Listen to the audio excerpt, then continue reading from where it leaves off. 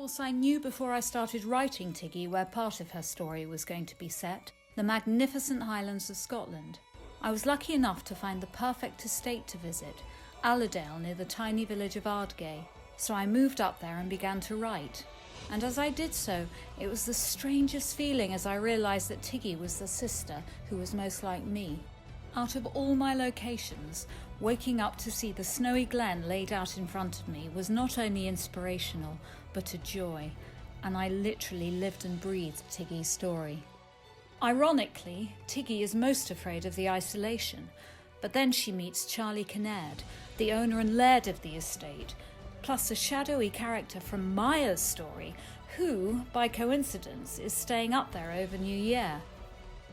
As she cares for her wildcats, her life becomes far more dramatic than she could ever have imagined. She also meets Chili, an ancient Spanish gypsy, who tells her he'd once been told that he would send her back home to the 7 caves of Sacromonte.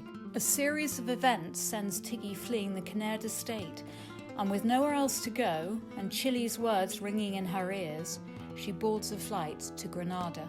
Both myself and Tiggy were awed by Sacromonte, the gypsy caves hewn out of rock to become their homes when they were banished from the main city.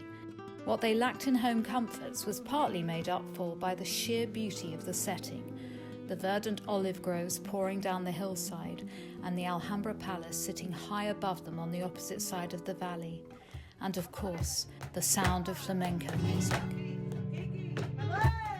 As Tiggy hears the story of Maria and her daughter Lucia, destined to become the most famous flamenco dancer of her time, she also begins to trust in her own gift, handed down from generations before her.